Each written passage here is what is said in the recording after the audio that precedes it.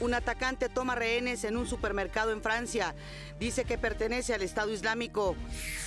El presidente Enrique Peña Nieto dice que México debe apostar por el futuro de la reforma energética.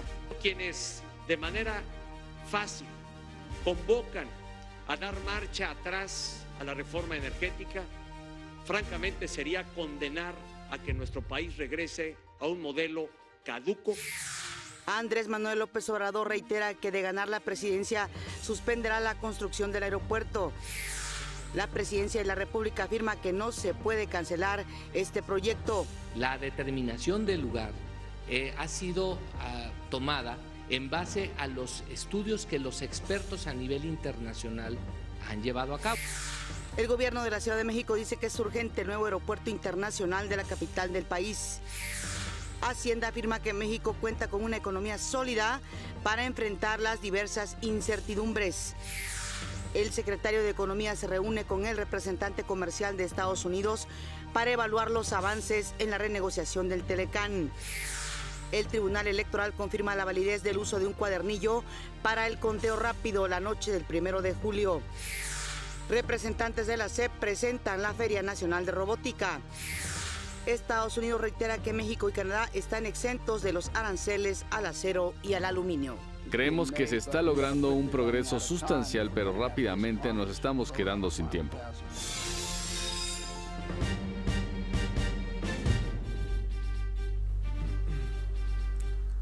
Hola, ¿qué tal? Muy buenos días. Qué gusto que nos acompañen en una edición más de México al Día. En este momento la temperatura 12 grados centígrados en la capital del país. Desde aquí, como siempre, un saludo muy afectuoso también a quienes nos están viendo en el interior de la República Mexicana. Y saludo con gusto, como cada mañana, a mi compañero Omar Cepeda. Omar. Viernes 23 de marzo, es un gusto saludarte. Nos llegó ya por fin el viernes, así que todo el mundo tiene una perspectiva mejor de esta semana al iniciar no solo el fin de semana, o prácticamente iniciar el fin de semana, sino para muchos ya las vacaciones, que lo disfruten y por supuesto pásenla muy bien y con mucha precaución. Cuídense y revisen sobre todo los automóviles antes de salir. Son las 6:32. Saludo con mucho gusto a Miguel González, quien se encuentra en la lengua de señas mexicana, nos permite comunicarnos con ustedes. Acompáñenos, este es su informativo, le tenemos la noticia al día. Y la nota es lo que ha ocurrido hace unos instantes. Un hombre armado realizó una toma de rehenes en un supermercado en la localidad de Treves, en Francia. De acuerdo con los primeros reportes, la mayoría de las personas retenidas ya han podido salir del lugar. El atacante únicamente se encuentra atrincherado con un agente de la policía. Hasta el momento se habla de al menos una persona muerta. Minutos antes de la toma de rehenes, el agresor disparó en contra de un grupo de policías que estaban practicando deporte ahí. Uno de estos policías resultó herido. El agresor aseguró que pertenece al Estado Islámico. Hay en este momento todavía una gran movilización ahí en esa ciudad en torno al atacante que ha dicho pertenece al Estado Islámico. Así es, Pati, es un centro comercial que mide 2,000 metros cuadrados. Se calcula que ahí trabajan 50 empleados. No se sabe con exactitud si estos 50 empleados se encontraban en estos momentos ahí. Se habla de que una decena de personas ya fue liberada, mientras que sigue platicando un agente de la policía con el terrorista. Se encuentran atrincherados. También se dio a conocer que el primer ministro Édouard Philippe suspendió un viaje que tenía programado para precisamente regresar a París y monitorear desde la capital todo apunta a este ataque o atentado terrorista. Así que en estos momentos se encuentra el asaltante cerrado. También se encontró el vehículo del terrorista ahí en el estacionamiento de este supermercado. Información que se está dando a conocer minuto a minuto. Detalles, por lo pronto se habla de entre una persona o dos personas muertas en este momento. Les tendremos la información conforme vaya viendo más. El gobierno federal, en otros asuntos, el gobierno federal defenderá la vigencia de la reforma energética y aseguró que continuarán las rondas petroleras. Cancelar la reforma energética significaría endeudar al país y a los mexicanos, afirmó el presidente Enrique Peña Nieto. Quienes de manera fácil convocan a dar marcha atrás a la reforma energética, francamente sería condenar a que nuestro país regrese a un modelo caduco, a un modelo obsoleto, a un modelo que ya no funciona en ninguna otra parte del mundo. Sería exigirle a los mexicanos que tuvieran que pagar los préstamos que el gobierno adquiriera, que Pemex adquiriera. Al inaugurar el Centro de Tecnologías para Aguas Profundas en Veracruz, el presidente señaló que anular estas reformas es poner en riesgo inversiones y empleos. Cancelar la reforma energética es prácticamente condenar a la desaparición de las inversiones que hoy demandan certeza. Hoy se han comprometido ya inversiones hacia los próximos años del orden de 200,000 millones de dólares. Cancelar la reforma energética es condenar a que dejen de existir más de 800,000 empleos que se prevé genere la puesta en operación de la reforma energética. Ante todos los beneficios que significa este cambio estructural, el presidente Peña Nieto dijo que defenderá su vigencia. La vigencia de la reforma energética. Y por eso este gobierno la defiende de manera denodada, la defiende de manera entregada y apasionada, porque sé muy bien como presidente de la República el importante beneficio que ya empieza a tener y tendrá aún más en la maduración que tenga su aplicación hacia los próximos años. En este sentido, el secretario de Energía, Pedro Joaquín Cotwell, aseguró que continuarán las rondas petroleras. Las licitaciones petroleras anunciadas para llevarse a cabo a lo largo de este año, hay que llevarlas a buen término y tengan la seguridad de que las llevaremos a cabo hasta concluirlas, al margen de consideraciones político-electorales. El Centro de Tecnologías para Aguas Profundas del Instituto Mexicano Petrolero tuvo una inversión de más de 2,000 millones de pesos, estará ubicado en Boca del Río y su objeto será desarrollar tecnología de vanguardia para perforación de pozos, entre otras cosas. Con información de Gustavo Castillo, México al Día. En la conmemoración del Día Mundial del Agua, el presidente Enrique Peña Nieto aseguró que este recurso no se privatiza. El presidente firmó el decreto para restituir los títulos de aguas nacionales a más de 80,000 usuarios que los tienen vencidos y el de la reserva del agua para la cuenca del río Coatzacoalcos. Es un decreto para que esos 80,000 usuarios de agua que hay en todo el país, de manera acelerada y acogiéndose a este decreto que aquí he firmado, puedan regularizar sus derechos de agua, el derecho que tienen al agua que hoy utilizan para riego, para sus cultivos, para uso doméstico, para uso industrial. El director general de la Conagua, Roberto Ramírez de la Parra, negó que el gobierno federal tenga planes de privatizar el agua. No estamos preparando ninguna iniciativa, ni presentaremos en lo que resta de esta administración iniciativa alguna en materia de agua. En otros asuntos, Federico Patiño Martínez, director del grupo aeroportuario encargado de construir el nuevo aeropuerto internacional de la Ciudad de México, informó que busca garantizar la continuidad de la obra después de las elecciones. Aclaró que hoy será colocado en el mercado de valores un fideicomiso de inversión en energía e infraestructura, por el cual se espera obtener otros 1.500 millones de dólares. Dijo que está gestionando una línea de 1.000 millones de dólares adicionales con la banca comercial y aclaró que una vez que se concreten los financiamientos, el gobierno federal aportará 30 centavos por cada peso en la obra durante el proceso de construcción. El jefe de gobierno de la Ciudad de México, Miguel Ángel Mancera, aseguró que el nuevo aeropuerto internacional de la capital del país es urgente. Es un proyecto indispensable, es un proyecto pues urgente para la Ciudad de México. A mí me pareció un punto importante para la reflexión esto del aeropuerto, O sea, hay que tener cuidado, pues. Es un proyecto que va muy avanzado, que tiene una inversión ya altísima en este momento. Estamos hablando de miles y miles de millones que ya se han invertido. Precisó que todos los estudios apuntan que el lugar idóneo para el nuevo aeropuerto es ahí donde actualmente se construye. Dijo que de operar 2 terminales se van a requerir estudios muy complejos. Vamos a una pausa, esto es México al Día.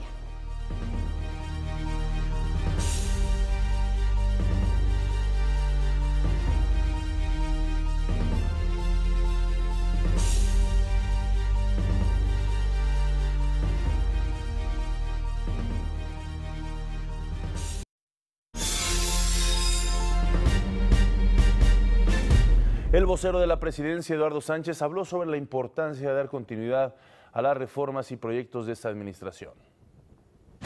Cancelar las reformas no es por decreto e implica modificar la Constitución, afirmó el vocero de la presidencia, Eduardo Sánchez, al responder a la intención del candidato Andrés Manuel López Obrador de echar abajo los cambios estructurales en caso de llegar a la presidencia. Que la Cámara de Diputados y la Cámara de Senadores, por mayoría de 2/3 partes, las aprueben y posteriormente que la mayoría de las legislaturas de los estados, es decir, los congresos estatales, también lo aprueben. De manera de que estas reformas no se obtuvieron por decreto y tampoco es posible deshacerlas por decreto. En conferencia de prensa, el vocero presidencial también rechazó la idea del candidato de cancelar el proyecto del nuevo aeropuerto internacional de la Ciudad de México. La determinación del aeropuerto, del lugar en el que se está llevando a cabo y de la conveniencia de hacerlo ahí, no fue, desde luego, una decisión tomada por el gobierno de la República de forma como una ocurrencia. Al contrario, la determinación del lugar ha sido tomada en base a los estudios que los expertos a nivel internacional han llevado a cabo. Enfatizó que utilizar la base aérea de Santa Lucía, como propone López Obrador, es inviable, según expertos. Sobre el caso de la renuncia de Pedro Pablo Kuczynski a la presidencia de Perú, Eduardo Sánchez dijo que México se solidariza con el pueblo peruano ante esta situación. Estamos seguros de que la fortaleza de las instituciones y de la democracia peruana hará que esta transición se realice dentro del marco constitucional peruano. Por otra parte, la Comisión Nacional para el Desarrollo de Pueblos Indígenas habló sobre el programa de apoyo legal a este sector. Gracias a este programa de los derechos indígenas, ya logramos liberar a 5,037 indígenas primodelincuentes. ¿Qué quiere decir esto? Que por primera vez presuntamente incurrieron en una falta y se garantiza de esta manera su proceso esté apegado a derecho. Informó que hoy la CDI cuenta con casi 200 abogados bilingües en defensa de este sector de la población. Para México al Día, Gustavo Castillo. El secretario de Hacienda, José Antonio González Anaya, aseguró que México cuenta con una economía sólida para enfrentar las diversas incertidumbres que puedan presentarse. Destacó que en este momento las principales fuentes de incertidumbre son el proceso electoral, por supuesto, la renegociación del Telecán y la reforma fiscal de los Estados Unidos. Por otra parte, manifestó que en una modernización del Telecán hay un diálogo con 7 rondas exitosas, 6 capítulos cerrados y un proceso que va caminando. El secretario de Relaciones Exteriores, Luis Videgaray Caso, aseguró que México no aceptará ninguna negociación del Telecán que afecte al país.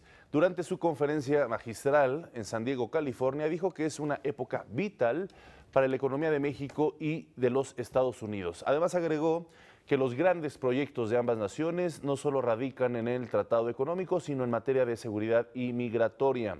Hoy, el canciller realizará un recorrido por el proyecto de cruce fronterizo La Mesa de Otay. El secretario de Economía, Ildefonso Guajardo, se reunió con el representante comercial de los Estados Unidos, Robert Lighthizer, para analizar la renegociación del Telecán. A esta reunión asistió el jefe de la negociación técnica, Kenneth Smith, y Salvador de Béjar, además del embajador de México en los Estados Unidos, Jerónimo Gutiérrez. El encuentro se dio después de que Lighthizer dijo que los 3 países que integran el acuerdo habían iniciado el camino para destrabar uno de los principales obstáculos de las mesas de negociación, que es el tema de las reglas de origen para la industria automotriz. También algo que ayer celebró, por cierto, el presidente Donald Trump. Dijo que hay avances muy importantes en la renegociación del Telecán.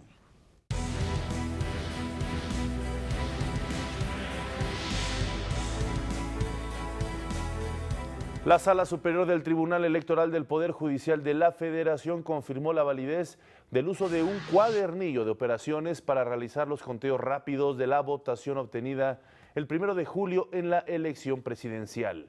De acuerdo a los magistrados, los cuadernillos son documentos oficiales reconocidos por la ley y que cuentan con precisión suficiente para realizar este ejercicio. Con esta decisión, el INE podrá dar a conocer los resultados estimados la misma noche de los comicios. El candidato de la coalición Todos por México, José Antonio Meade, afirmó que el nuevo modelo energético es un factor vital para el crecimiento de nuestro país. condenó que existan posturas que quieran poner en juego lo que se ha logrado. Hoy hablando aquí de la reforma energética y del sector energético y del riesgo que está enfrente del país en términos de equivocarse en el rumbo que respecto de este tema tomemos. Hoy lo que nos dice la MEXI es que un buen rumbo permitiría añadirle a nuestra economía el equivalente de la que tenemos hoy hacia el 2040 si perseveramos en lo que estamos haciendo en términos del modelo energético y el riesgo de que nos descarrilemos si no.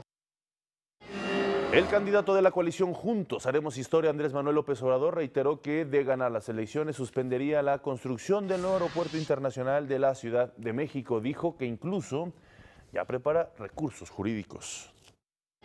Se va a proceder para presentar amparos, que no se sigan entregando estos contratos a mediano y largo plazo, comprometiendo el presupuesto del gobierno federal. También dijo que emprenderá acciones para bajar la delincuencia y la inseguridad en todo el país, tal y como lo hizo en la Ciudad de México cuando fue jefe de gobierno. Ricardo Anaya, de la Coalición por México al Frente, participó en el evento Ciudadanía al Frente, Diálogo Público de la iniciativa Ahora, presidida por Emilio Álvarez y Casa, a quien reconoció su disposición por crear una agenda con las necesidades que la población requiere, como seguridad, equidad y empleo. Dijo que la apuesta es que la Coalición por México al Frente sea mucho más que la simple alianza o suma de partidos políticos para traducirse en un movimiento que ponga a los ciudadanos al centro. Voy a una pausa, esto es México al Día.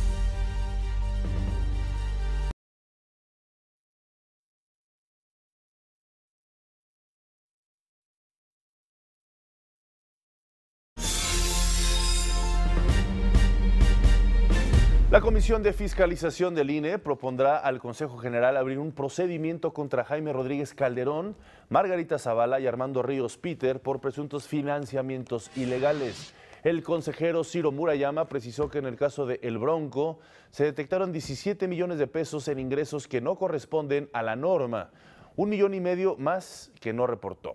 Zavala tiene 1.7 millones de pesos que provienen de 250 aportaciones sin identificar, pagos no acreditados a Facebook por 1.6 millones y pasivos por 10 millones de pesos. Finalmente, en el caso de Armando Ríos Peter, se identificaron movimientos bancarios no reportados al INE y sin aportante.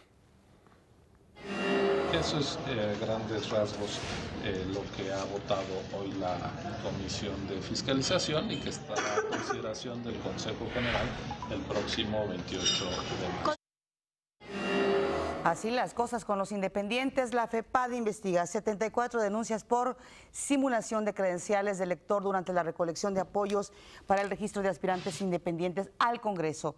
Héctor Díaz Santana, titular de la FEPAD, detalló que la mayoría están relacionadas con aspirantes a algún cargo al Congreso de la Ciudad de México. Dijo que las denuncias fueron presentadas por el INE y adelantó que la próxima semana se van a recibir denuncias correspondientes a las firmas de aspirantes al Senado y a presidente de la República. En pocas palabras, trampas por todos lados con el asunto de los independientes.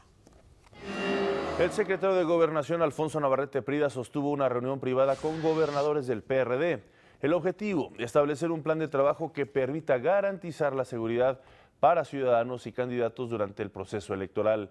Señaló que entre las acciones que ya están pactadas destaca un protocolo elaborado en conjunto con el Estado Mayor y la firma de un convenio con el INE para apoyar con la presencia de policía civil en las campañas.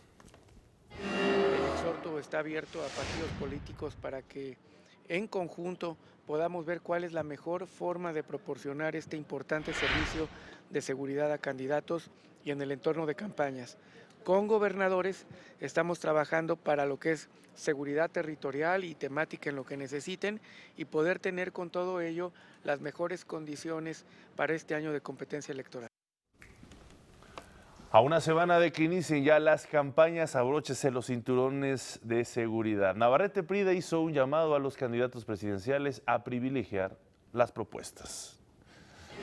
Reiteraríamos el llamado claro de que sea un ambiente de debate, de proyectos de país que merecen los mexicanos y que las descalificaciones las ubiquemos en eso, que es parte de una campaña de contrastes. Finalmente, habló sobre el nuevo aeropuerto de la Ciudad de México. Dijo que la propuesta actual reúne las características que se requieren. Es un tema que se tiene que definir con normas, con los mejores intereses del país. Sobre ese sentido, que es una necesidad, el proyecto que se tiene, sin duda alguna, reúne las características para tener un gran aeropuerto para los próximos 100 años en México. Roberto Campa, secretario del Trabajo, informó que los programas laborales se van a mantener durante la próxima veda electoral. Dijo que durante esta temporada serán cuidadosos para que los eventos no incurran en alguna violación a la ley. También hizo un llamado para que la gente que se beneficia de estos programas esté tranquila, pues aseguró que sería un contrasentido de tener los programas laborales.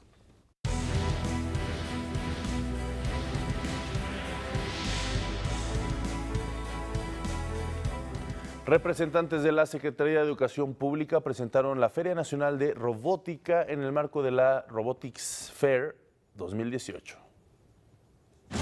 La oficial mayor de la SEP, Irma Gómez, aseguró que este es un proyecto de competencia robótica a gran escala en el que participarán más de 40,000 niños y jóvenes del país el 24 de marzo.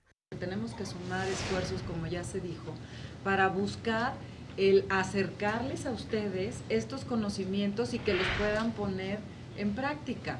Destacó que mediante la enseñanza de las nuevas tecnologías se educa con un modelo didáctico que hace que los niños se apasionen por la tecnología y la vean de forma natural. Ese es lo que es el nuevo modelo educativo, es cómo en el salón de clases aprendes matemáticas y física y química y robótica de una manera divertida, de una manera en donde estés haciendo las cosas. De esta manera, dijo, se cumplen los preceptos de la implementación del nuevo modelo educativo, que es generar economía del conocimiento y mayor interés en la era digital. La SEP pondrá en marcha el programa piloto en robótica en los estados de Campeche y Sonora, que beneficiarán a más de 4,500 jóvenes que realicen proyectos encaminados a las tecnologías por el planeta. Para México al Día, Jacqueline López Arti. El comisionado nacional de seguridad, Renato Sales, dio el 7º informe del operativo Escudo Titán. Explicó que desde su puesta en marcha el pasado 29 de enero se han detenido a 684 personas relacionadas con homicidios dolosos, secuestros, extorsiones y delitos contra la salud. Destacó el decomiso de 140 kilogramos de cocaína, 45 de cristal y 8 toneladas de marihuana.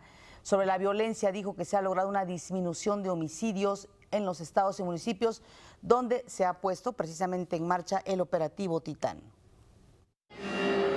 Por ejemplo, en La Paz, Baja California Sur, de 18 homicidios, que implica un 52.9% menos al pasar de 34 homicidios a 16 homicidios. En Los Cabos se puede apreciar una disminución de 59 casos al pasar de 62 homicidios en el mes de enero a 3 homicidios en el mes de febrero, es decir, el 95.2%. En Ciudad Juárez, Chihuahua, una reducción de 31.4% al pasar de 86 homicidios a 59, y en Colima se registró una disminución de 18 homicidios a 6 homicidios, que implica una disminución del 67%. Es momento de ir a nuestro primer resumen.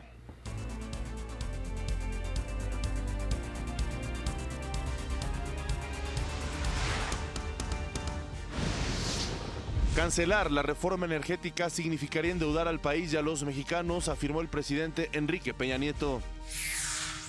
El vocero de la presidencia, Eduardo Sánchez, aseguró que cancelar las reformas no es por decreto, implica modificar la Constitución.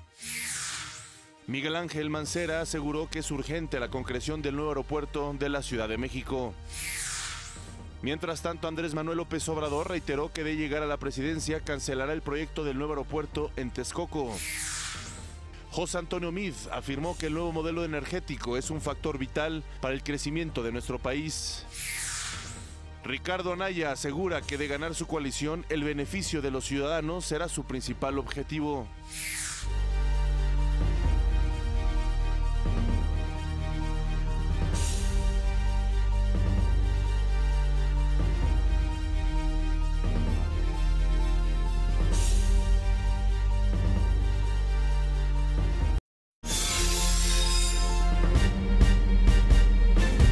Elementos de la Agencia de Investigación Criminal detuvieron en Cuernavaca a Gabriela N., alias La Gorda, hermana de Santiago Mazarí Hernández El Carrete. ¿Quién era él o quién es él? Líder nada menos que del grupo criminal Los Rojos.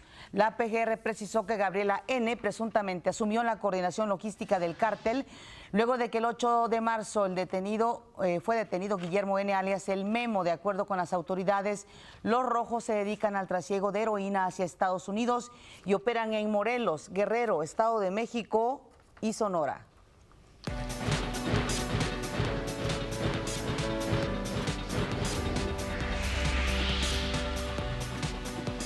Vámonos a información internacional y les comento la última información que se ha dado a conocer sobre este secuestro, esta toma de rehenes en un centro comercial, en un supermercado allá en Francia, en Treves, al noroeste de Francia, y que ya se liberaron una docena de rehenes. El terrorista sigue dentro con agentes, al parecer negociando la declinación de armas. No obstante, el ministro del Interior de Francia ha informado de que 2 personas han muerto en la toma de rehenes y de que 3 personas han resultado heridas, una de ellas de gravedad. Esto lo acaba de dar a conocer la agencia Reuters, así que se siguen las investigaciones, se sigue este caso duro, crítico dentro de lo que conforma el terrorismo europeo. Vámonos a otros asuntos, le mantendremos informados si hay más noticias al respecto. El representante comercial de los Estados Unidos, Robert Lighthizer, reiteró que México y Canadá están exentos de manera temporal de los aranceles que impuso su país al acero y al aluminio.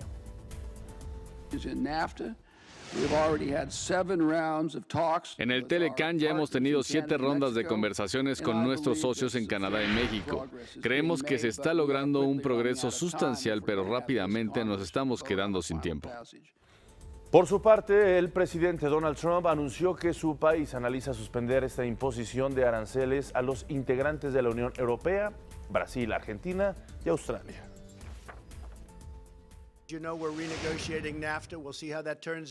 Como saben, estamos renegociando el Telecan.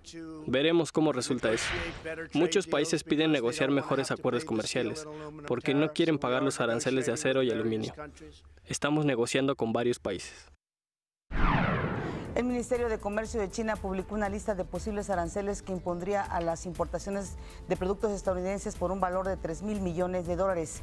Esto en respuesta a las sanciones comerciales anunciadas por Washington en contra de China. El ministerio informó que los aranceles en productos como el vino, frutas y carne de cerdo se decretarán si China y Washington no llegan a un acuerdo. Por otra parte, las acciones tomadas por Trump de imponer estos aranceles a China hicieron desplomar esta mañana las bolsas de Hong Kong 3% y de Shanghai el 2.8%, porque de acuerdo con los analistas financieros, esto significa o podría significar una guerra comercial entre estos dos gigantes, Estados Unidos y China. John Dowd, abogado personal del presidente Donald Trump en el tema de la trama rusa, renunció al cargo. De acuerdo con medios estadounidenses, Dut dimitió porque sus recomendaciones no eran atendidas por Trump.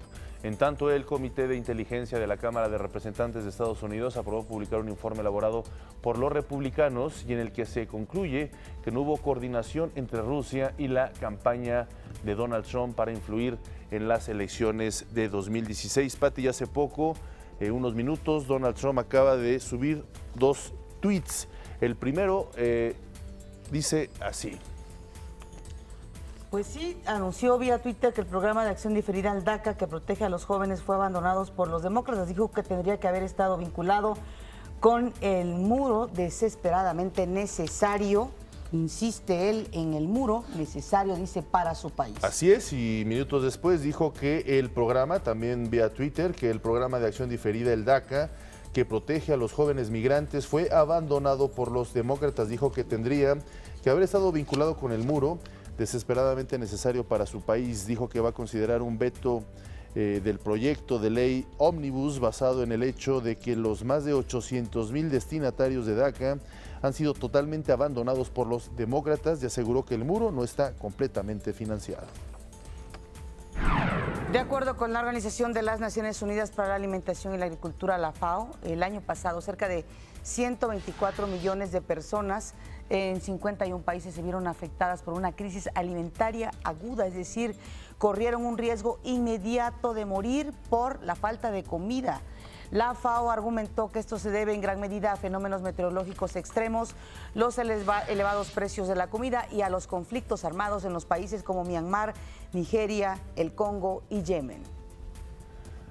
Y en Bruselas, allá en Bélgica, se realiza la reunión de primavera de la Unión Europea. Uno de los temas a tratar es el envenenamiento del ex espía ruso Sergei Skripal en territorio británico, supuestamente a manos del gobierno de Moscú.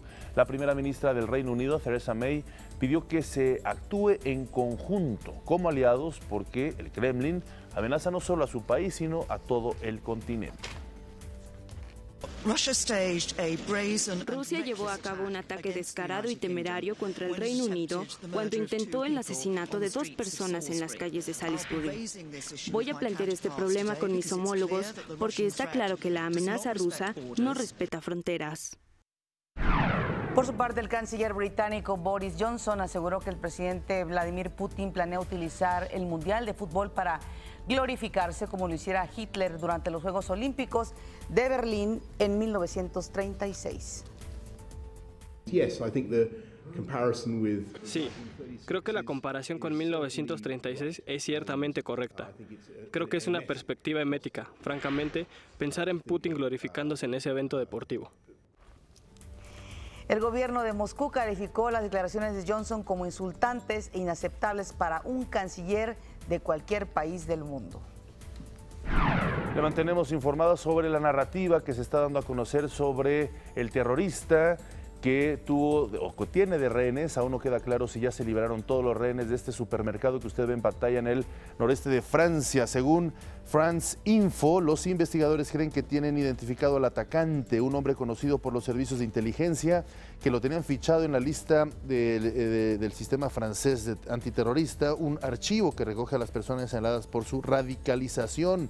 También una fuente de seguridad ha informado a la agencia France Press de que el sospechoso de la toma de rehenes en el supermercado de Treves es un ciudadano de origen marroquí, vigilado precisamente por radicalización. Las cosas así se están dando a conocer poco a poco con este otro acto. Todo apunta a que es un acto terrorista. Vamos a hacer una pausa, regresamos con más información.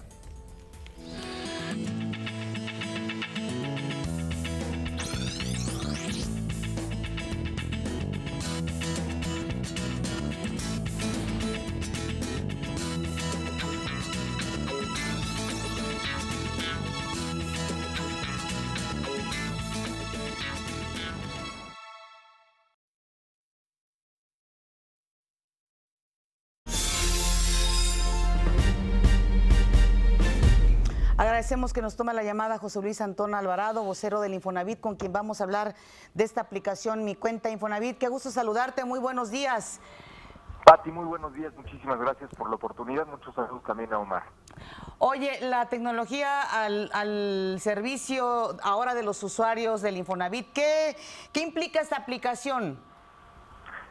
Muchas gracias, Pati. Mira, creemos que por la dimensión de la cantidad de mexicanos que atiende el Infonavit todos los días, 60 millones de mexicanos, esa institución no podía estar al margen de la revolución digital y del uso de medios digitales que ya hacen muchísimos mexicanos. Entonces, el programa Infonavit Digital consiste sintéticamente en 6 puntos que nos acercan de manera digital a la gente. En primer lugar, rediseñamos el portal institucional para que sea de más fácil acceso y uso. Lanzamos una nueva aplicación de Mi Cuenta Infonavit, a través de la cual cada derechohabiente del instituto puede acceder de forma totalmente gratuita, sencilla y muy rápida a conocer cuánto tiene ahorrado en el Infonavit, cuál es el valor que se le está agregando año con año a ese ahorro que tiene en este Fondo Nacional de la Vivienda, si ya precalifica para un crédito, cuál es el portafolio de servicios al que puede acceder en caso de ya ser precalificado, y desde luego el poder iniciar citas en los centros de atención. Lo que queremos, Pati, es que la gente no pierda días de chamba, que no pierda días de trabajo, porque tiene que ir al Infonavit. Lo que queremos es que a través de mecanismos digitales dejen de perder tiempo, dejen de desplazarse y resuelvan lo más posible por medios digitales. Te doy un ejemplo muy importante. Se va a poder hacer ya la corrección del RFC a través de estos medios online. Y tú puedes decir, ¿la corrección del RFC será un trámite relevante o no? Déjame darte un dato. 700,000 personas en el 2017 asistieron a una oficina del Infonavit a corregir su RFC, lo que lo convierte en el servicio más demandado de esta gran institución. Hoy lo que estamos permitiendo es que el servicio que más llena nuestros CESIS, nuestros centros de atención, que más quita el tiempo a la gente, se pueda resolver de forma muy rápida en línea. También estamos, junto con los notarios de México, con más de 2,300 notarios a lo largo y ancho del país, digitalizando cada expediente. ¿Esto qué quiere decir? Que aquellos legajos donde estaba toda la historia de tu crédito, a partir de hoy van a ser 100% digitales, dando mayor certeza jurídica a quien adquiere un hogar con nosotros. Y por último, vamos a transformar en una herramienta totalmente digital la hipoteca verde. ¿Qué es esto? La compra de ecotecnologías que tú puedes acceder a través de un crédito de Infonavit, es decir, las herramientas y productos que te permiten tener una hipoteca verde, claro, el tener ahorros en materia de electricidad, sí, de agua. Antes tú tenías un vale para hacerlo efectivo en diversos establecimientos. Hoy va a ser a través de medios digitales, lo cual transparente el proceso, y creemos que también va a ser mucho más sencilla la aplicación y el uso de ecotecnologías. Entonces, en pocas palabras, Pati, es el Infonavit tratando de acercarse al derechohabiente y no esperar a que el derechohabiente tenga que acercarse a nosotros. Para eso está la tecnología y por eso queremos aprovecharla. No, pues es una excelente noticia, José Luis, muy buenos días. Es una excelente opción donde se usa ya, quien usa el celular realmente son pocas las personas, y con este acceso les das muchas alternativas a los derechohabientes. Como decías, un tema muy interesante esto de la hipoteca verde, que valdrá la pena otra llamada telefónica para ahondar más las características. Me gustaría preguntarte quiénes tienen posibilidades de acceso y qué recursos o requisitos tecnológicos requiere uno para poder bajar esta aplicación. Es una gran pregunta, Omar, y te lo agradezco. Lo que tenemos detectado es que el 92% de los derechohabientes Infonavit, es decir, de estos 60 millones, el 92% sí, tienen acceso a Internet o a redes sociales. Entonces, es un programa de Infonavit Digital muy pertinente. Uno podría pensar, oye, ¿y van a descuidar el servicio cara a cara? Es exactamente al revés. Es tratar de descargar los servicios que se dan cara a cara, quitar el tráfico de esos canales de atención a través de las herramientas digitales. Esto es totalmente gratuito. Tú puedes acceder, si me permiten el comercial, a www.infonavit.org y actualizar tus datos en una pestaña que dice Mi Cuenta Infonavit. Correcto. A partir de eso, tú estás, digamos, digitalizado para efectos de esta estrategia, pero además, para quien tenga un smartphone, hoy puede descargar la aplicación de Mi Cuenta Infonavit y acceder de forma muy rápida desde su celular a datos que de repente la gente no tiene en el radar, mi querido Mar. Te pongo un ejemplo. Hay muchísimas personas en el país que creen que el Infonavit se queda con su lana si ellos no obtuvieron un crédito a lo largo de su vida. Y eso es totalmente falso. Nosotros estamos devolviendo 60 millones de pesos todos los días, a pensionados y jubilados que, llegada la edad de retiro, pueden acceder al saldo de la subcuenta de vivienda. El año pasado nada más devolvimos 15,000 millones de pesos por este concepto, y como ustedes seguramente saben, a partir de este año, si tú tienes un familiar que lamentablemente falleció, derechohabiente de Infonavit, con un saldo en la subcuenta, tú antes tenías que ir a juicio contra el Infonavit. Eso nos derivó en 35,000 juicios.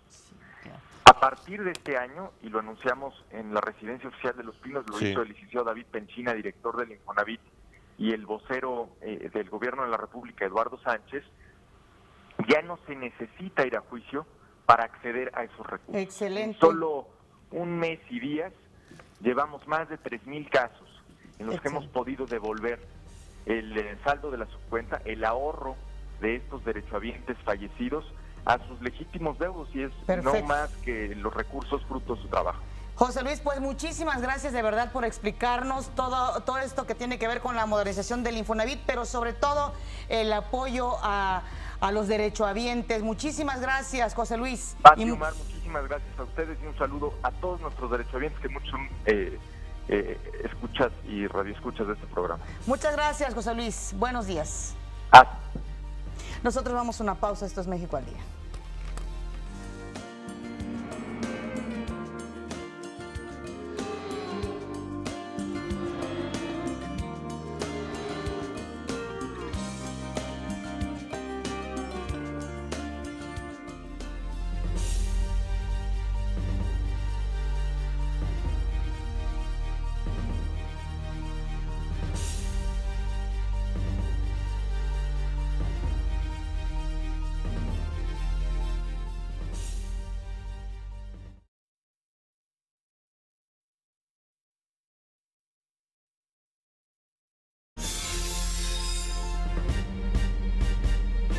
El Museo Interactivo de Economía conmemoró el Día Mundial del Agua con la apertura de una nueva muestra sobre el vital líquido. Tan claro como el agua, bienestar y economía, es la nueva exposición taller del MIDE, que nos invita a reflexionar sobre el uso que hacemos de este recurso escaso. Es muy importante que nuestros visitantes, además de conocer algunos aspectos del ciclo natural, entiendan que sus decisiones cotidianas en vida en sociedad determinan no solamente su salud o la salud de su familia, pero también la conservación de este recurso tan preciado. Con la conmemoración del Día Mundial del Agua cada 22 de marzo, la ONU busca llamar la atención sobre el uso y aprovechamiento del agua dulce. Más de la mitad del agua del Valle de México viene de los mandos acuíferos del Valle, el resto viene del sistema Lerma-Cutzamala, un 35%. Entonces es importante estudiar ese tipo de cosas, ser consciente de dónde viene el agua, cómo la usamos, porque no solo es la que bebemos.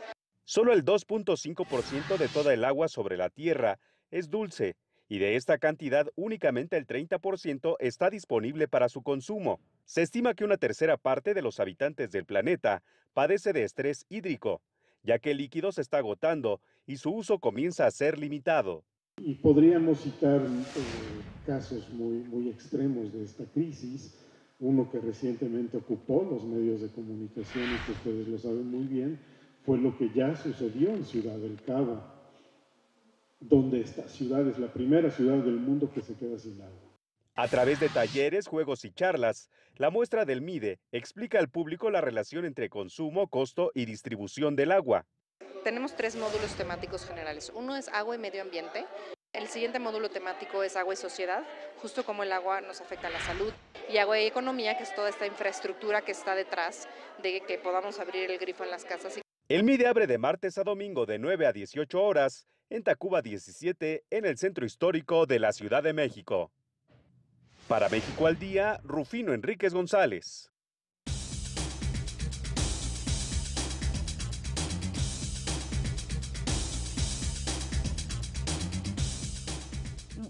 Nos da muchísimo gusto que esté aquí en el estudio Ana Paula Sandoval. Ella es investigadora del Centro de Estudios Internacionales Gilberto Bosque del Senado de la República, con quien vamos a hablar de el momento en el que se encuentra Perú. Perú, con la renuncia, era una renuncia prácticamente anunciada, estuvo 20 meses en el gobierno de Pedro Pablo Kuczynski. ¿Cómo queda Perú? ¿Cómo está Perú en estos momentos, Ana Paula? Sí, hola Pati, Omar, Bienvenida, buenos Ana Paula, días, muchas gracias. Así es, Perú está viviendo una situación complicada, situación política. El pasado miércoles el presidente Pedro Pablo Kuczynski presentó su renuncia, esto ya se veía venir. Además, el jueves iba a votar la segunda vacancia en el Congreso. El martes, miembros del Partido Fuerza Popular presentaron algunos videos en donde se mostraba a congresistas aceptando sobornos para apoyar a Kuczynski.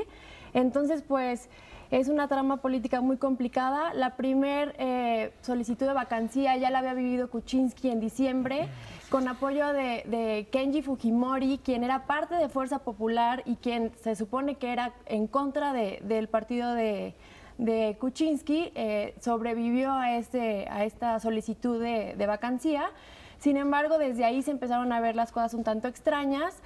Se percibió, después de que se le diera un indulto al expresidente Alberto Fujimori, quien es el padre de Kenji, solo 3 días después de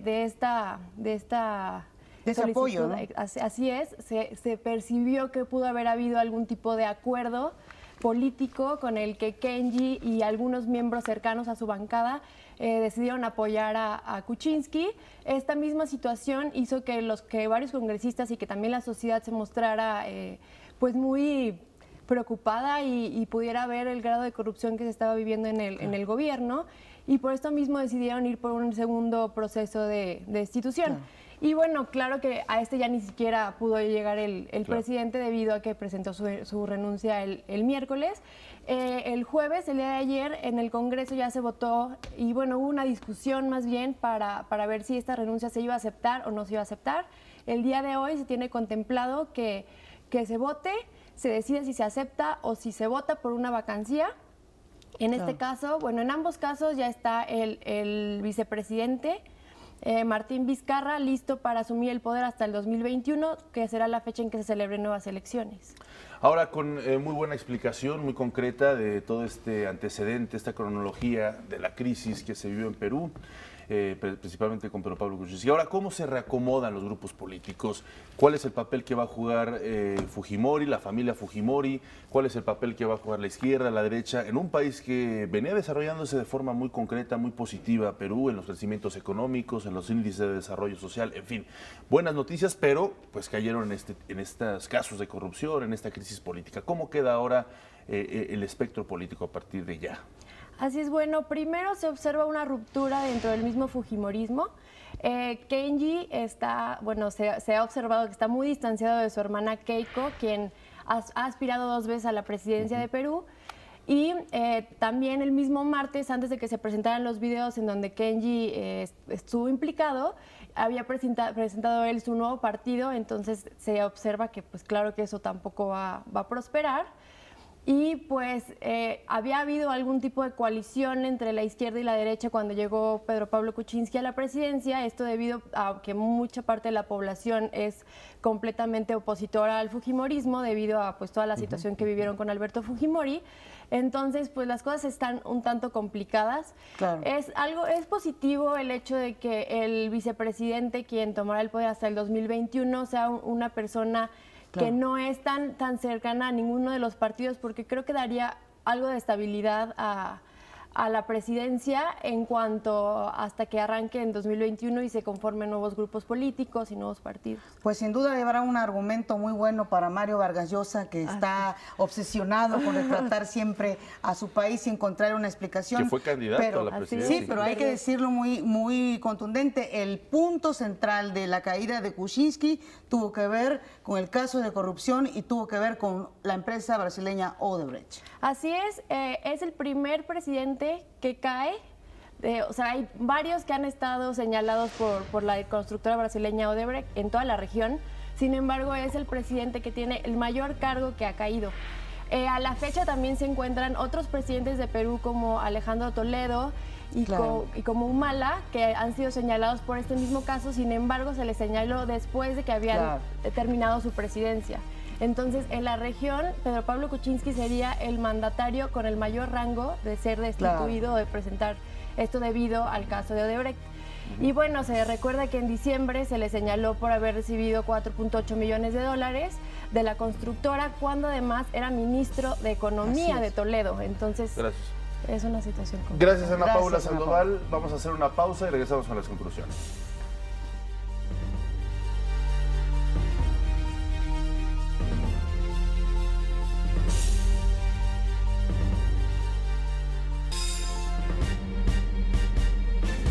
Perú y su futuro, Ana Paula, una breve conclusión sobre pues qué le depara o cómo está posicionado ahorita Perú. Pues hay que estar atentos el día de hoy a ver si el Congreso acepta la renuncia o si se va a una vacancia. En caso de que sea una vacancia, perdería todos los privilegios que se le dan a un presidente. Y bueno, además de que es totalmente deshonroso una vacancia, ¿no? Asimismo, hay que estar atentos. El 13 y 14 de abril estaba planeada la Cumbre de las Américas, que es una de las reuniones más importantes que reúne a los principales mandatarios de la región.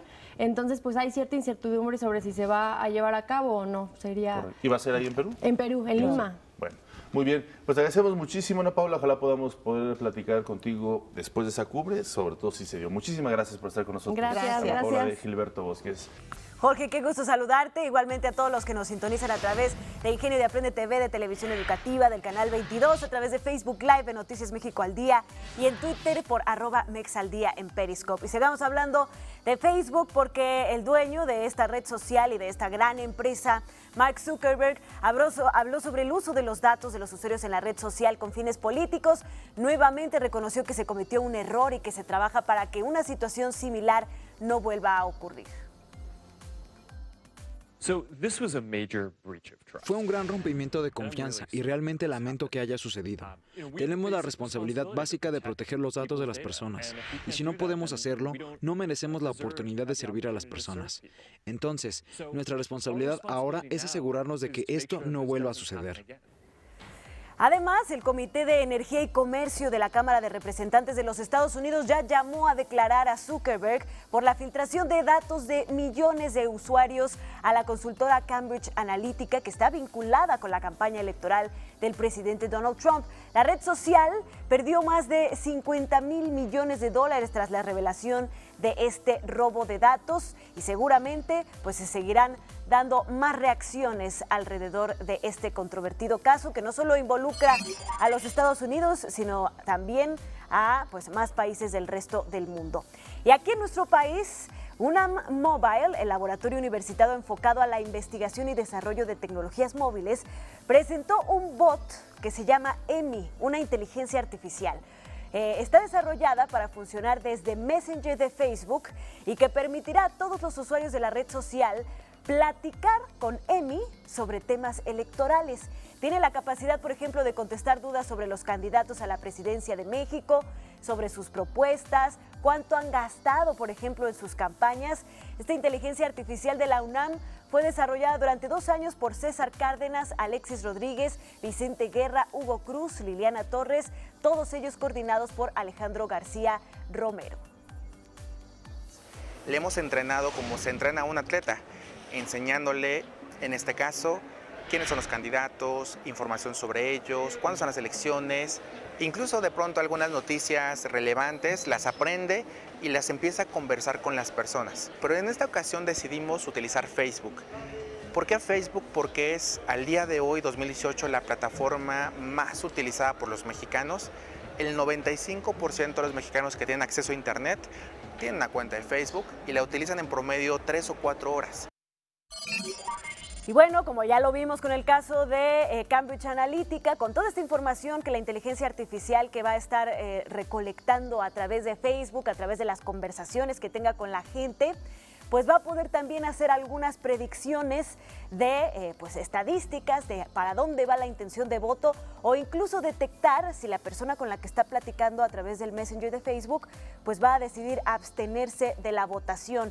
Una inteligencia artificial muy interesante y que pues nos recuerda un poco a que es muy importante cuidar nuestra información. Esta es la información de redes hoy.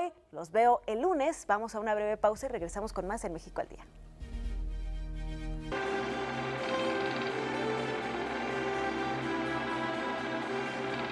Mi queridísimo Eduardo Marín, ¿cómo estás? Es un placer saludarte y sobre todo, como siempre, esperando los cinéfilos, tu recomendación. Muy buenos días. Buenos días, Omar, muchas gracias, gusto en saludarte. Pues mira, hoy vamos a platicar de una película ciertamente atractiva, con una trama particularmente interesante, que es basada en hechos reales, así es su título. Es una coproducción franco-belga que dirige pues uno de los cineastas más célebres, una auténtica leyenda viviente del cine, como es Roman Polanski, nacido en Polonia y ya nacionalizado francés desde hace varios años. En esta ocasión, Polanski retoma la novela de Delphine de Vigan. Es un director que ha recurrido de manera constante a las fuentes literarias.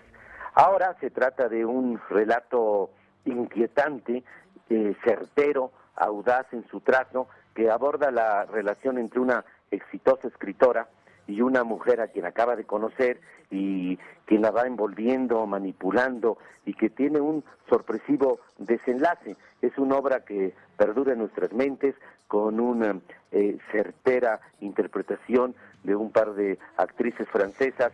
Es Emmanuelle Seigner, que es la esposa, por cierto, de Polanski y que interpreta la quinta película dirigida por su marido, y la siempre magnética y eficaz Eva Green. Y bueno, la película refleja el vigor, la lucidez que sigue teniendo Polanski ahora a sus 84 años. Es uno de los pocos cineastas de la historia con obras de calidad a tan avanzada edad.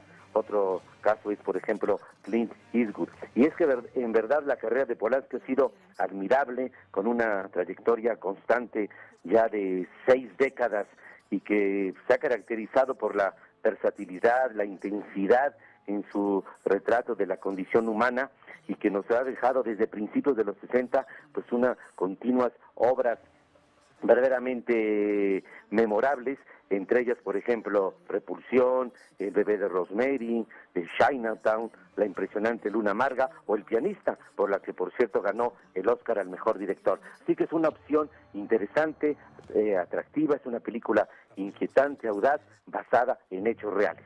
Perfecto, Eduardo. Pues muchísimas gracias. Sin duda una excelente recomendación. Que pases un excelente fin de semana. Muchas gracias. Muy buenos días. Gracias. Hasta luego. Y ya está aquí Javier Aranda. Javier, qué gusto que estés con nosotros siempre, también esperando ansiosos tu recomendación. Del séptimo cielo al primer cielo. El primer cielo, bueno, o el primer infierno, no sabemos. Según Dante, quién sabe cuál, ¿no? ¿Cuál Dante es el círculo en donde estamos? Es cierto. Hola, buenos días. Pues yo les quería compartir el último libro de Sergio Pitol. Cumplió 85 años y a veces me da la impresión o me pregunto qué es lo que leen los jóvenes. Y al leer a Sergio Pitol en una autobiografía soterrada, él se preguntaba lo mismo: ¿qué estarán leyendo los jóvenes y que vean con admiración y que vean como una especie de aprendizaje para hacer las cosas en materia literaria mejor?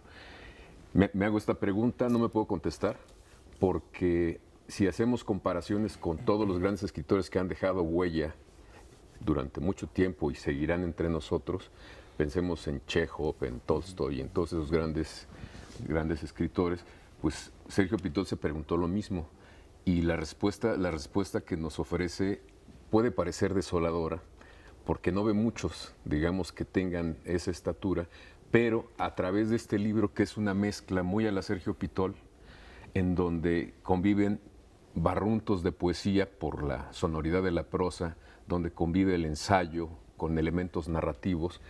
Me gusta mucho acercarme, digamos, a Sergio porque nos plantea las cosas como de una manera conversada. Es como conversar con un amigo muy inteligente, en donde cuando nos está hablando de cómo está construyendo una novela, nos da información de las teorías del cuento de una manera muy concreta, muy sencilla. Nos explica por qué su veneración, por ejemplo, por Chekhov, el por qué ve, digamos, un panorama literario de una manera y no de otra como otros, de por qué no se ha valorado a Reyes y por qué solo algunos pueden vislumbrarlo. Y uno va entendiendo más, digamos, ese mundo, pero de una manera como de una gran charla, como escuchando a un gran escritor que tiene la gana de compartirnos lo que ha encontrado en el camino. Yo creo que Sergio Pitol, en ese sentido, es un escritor muy extravagante. Si uno hace una revisión de sus obras, estos personajes son realmente estrambóticos. Uno dice, ¿cómo puede ser que existan? Pero a medida que pasan los años, uno se va encontrando con personajes parecidos o va identificando incluso algunos que inspiraron a Sergio Pitol. Este es un escritor muy vivo precisamente por eso, porque es capaz de meternos, digamos, a su sala de estar, que es una sala o una antesala en donde se platica de todo, y nos cuenta historias muy sabrosas, muy informadas, y yo creo que el que haya cumplido 85 años nos permite tener un pretexto para acercarnos a libros como Una autobiografía soterrada, que es el último libro, y él lo anunció, dijo, este es mi último libro. Yo estuve en una presentación con él y... ¿De qué año es? Es de 2010. 2010, hace seguramente, 8 años. Sí, hace 8 años. Seguramente saldrán publicadas algunas cosas después, cuando ya no estén con nosotros, pero como decisión de él, este es su último libro. Tiene otros libros fantásticos, tiene, por ejemplo, toda esta serie del Carnaval, el Vals de Mefisto, en donde de veras el uso de la ironía, el uso de la burla, del autoescarnio, nos crean tensiones o climas pocas veces frecuentado, digamos, en la literatura. Luego somos muy solemnes, muy pomposos, y se nos olvida que la literatura tiene que ser como la vida, ¿no? Es algo que transcurre, que no vislumbramos bien de hacia dónde va, pero en ese transcurrir, en ese río narrativo, vamos encontrando piezas que nos comparte precisamente Sergio Pitol, con una elegancia, con una gracia, con una sabiduría que no es francamente nada común. Imprescindible, ¿no? Como mexicano ganó el premio Cervantes. El premio Cervantes, ¿no? Que es el Nobel en las letras españolas. Y no ha tenido mucha presencia, digamos, en México porque él vivió mucho tiempo fuera de México. Fue diplomático y eso lo hizo estar, por ejemplo, en Rusia, en Polonia, y se convirtió en uno de los traductores mejores que existen de esos idiomas eslavos al español, porque no olvidemos que el español de México y Colombia son los españoles más neutros, claro, que pueden pasar, digamos, sin ningún problema a cualquier lector, al lector andaluz, al lector madrileño o al lector de Argentina, ¿no? Vamos a ir a una pausa, Javier, vamos a concluir contigo en un momento esta charla sobre Sergio Pitol. Gracias.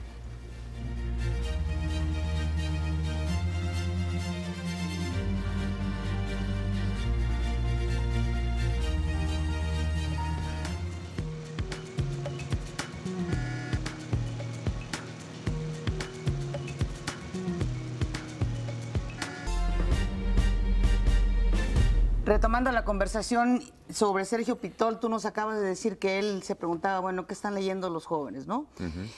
Ojalá que estén leyendo, diría yo, pero la pregunta que yo te quiero hacer es, ¿cómo acercarte por primera vez a un escritor? Porque hay muchos jóvenes que dicen, bueno, yo quiero leer a Pitol, a Dostoyevsky. ¿Cómo le hago? ¿Con qué me voy para acercar a un escritor? Pues acércate al escritor que te interesa por alguna razón que te rebotó, alguien te lo comentó, etcétera.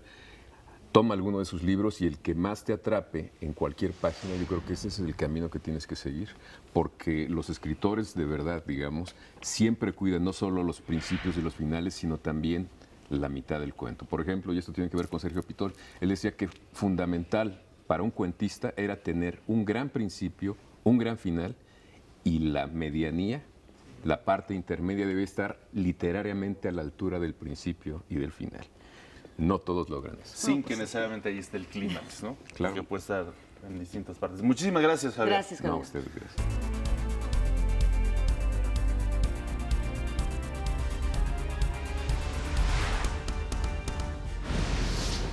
Cancelar la reforma energética significaría endeudar al país y a los mexicanos, afirmó el presidente Enrique Peña Nieto. El vocero de la presidencia, Eduardo Sánchez, aseguró que cancelar las reformas no es por decreto e implica modificar la Constitución. Miguel Ángel Mancera aseguró que es urgente la construcción del nuevo aeropuerto internacional de la Ciudad de México. El Tribunal Electoral del Poder Judicial de la Federación avala conteo rápido para las elecciones del 1 de julio. Esta mañana, José Luis Antón Alvarado nos habló sobre la app Mi Cuenta Infonavit. Hoy lo que estamos permitiendo es que el servicio que más llena nuestros CECIS, nuestros centros de atención, que más quita el tiempo a la gente, se pueda resolver de forma muy rápida en línea y no esperar a que el derechohabiente tenga que acercarse a nosotros. Para eso está la tecnología y por eso queremos aprovecharla. En noticias internacionales, integrante del Estado Islámico toma rehenes en un supermercado de Treves, Francia. Y en los deportes, hoy la selección mexicana se enfrenta a Islandia en partido de preparación rumbo al Mundial de Rusia 2018. Muchísimas gracias, que pasen un excelente fin de semana, para muchos vacaciones. Para algunos. Bueno, gracias a Miguel González que nos acompañó en el lenguaje de las señas, a ti, Javier. A todos, gracias. Este es un esfuerzo informativo de Televisión Educativa. Buen fin. Chao.